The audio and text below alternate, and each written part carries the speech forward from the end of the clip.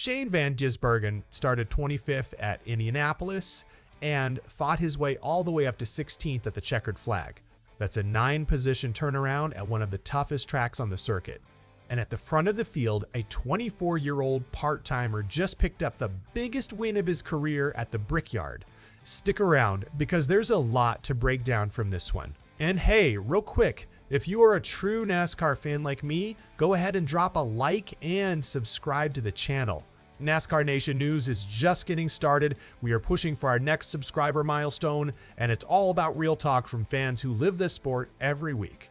All right, let's get into it. Let's start with Shane van Gisbergen. Driving the number 97 Trackhouse Racing Chevrolet Camaro, SVG qualified 25th the day before the race. Not the spot you want to start in at Indianapolis Motor Speedway, but it set the stage for a climb through the field. Stage 1 didn't go his way early. Then Gisbergen finished that opening stage down in 31st. Stage 2 was a bit better. He moved up to 27th. Still, at that point, a top 20 finish looked like a stretch. But then Stage 3 happened. And this is where things really turned around for van Gisbergen. He made his biggest gains during the late pit stop sequence. And then things opened up even more when Ryan Blaney and John Hunter Nemechek made contact on lap 120.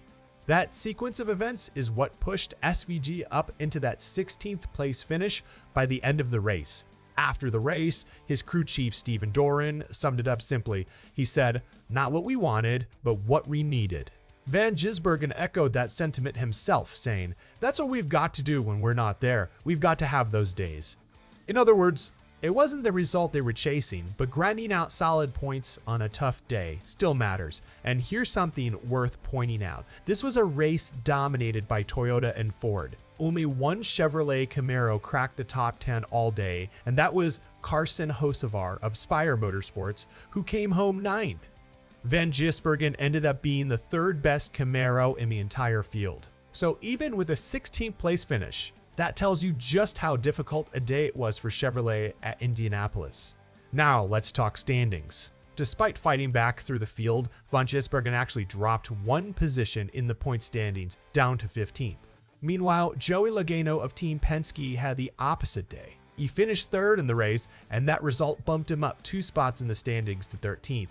Now let's get to the winner. Cory Heim took the checkered flag for 23XY Racing, holding off Joe Gibbs Racing's Christopher Bell in a finish that came right down to the wire. The moment that decided this race came on lap 116, that's when Heim made his move, vaulting from 3rd all the way up to the lead during the pit stop sequence. From there, he had to defend that lead the rest of the way. It got tense on the lap 127 restart when Denny Hamlin made a run at Heim. Heim threw a block to hold his position, but that move ended up compromising Hamlin's run, and that compromised position left Hamlin exposed, vulnerable to a charge from Christopher Bell. Bell got by Hamlin, and he also got by Logano in that same sequence, setting up the battle at the front for the final laps. For Heim, this is his 2nd career win, and his 1st at the Cup Series level at a track like Indianapolis. He also won earlier this year at the Coronado Naval Base. At just 24 years old and running a part-time schedule, this is a massive result for him. Heim didn't hold back describing what those final laps felt like. He said, "That was a damn handful. I was hanging on for dear life once the shade went down and the pace picked up." He went on to explain, "My car got really loose and I had never been in a lot of clean air all day. That was the hardest I've ever fought in my life, to just make sure I focused on exits and kept them in dirty air." He also admitted just how physically demanding it was, saying, "I'm pretty out of breath. That was a workout. This is a dream come true, to win at the Brickyard." On that block that compromised Hamlin, Heim was honest about it too. He said, "I just had to be aggressive. It's for the win. I'd have to see it back to see if I did anything wrong, but I think we both know we're racing for the win. He has every right to be frustrated with me, but I feel like he would have done the same thing." He also gave credit where it was due, saying he got a good push from Joey Logano to be in position and thanked him for it.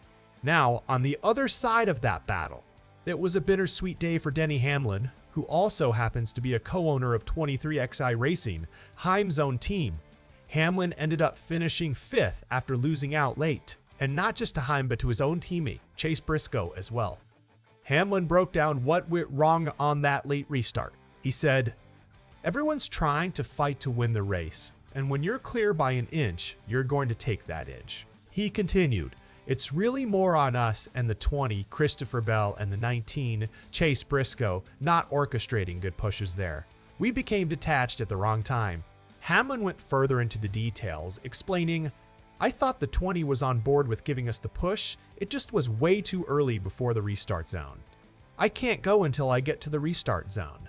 He said Bell told him that Briscoe was either way too early or laying back, and that's exactly how those pushes fall apart.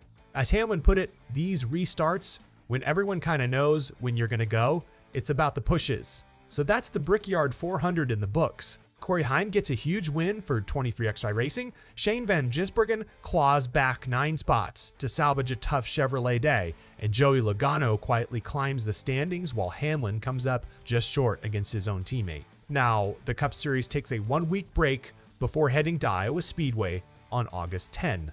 So here's my question for you. Do you think Cory Heim's block on Denny Hamlin was a fair racing move, or did he cross the line? Drop your thoughts in the comments. If you enjoyed this breakdown, make sure you like this video, subscribe to the channel, and join the NASCAR Nation News community for more coverage every single week.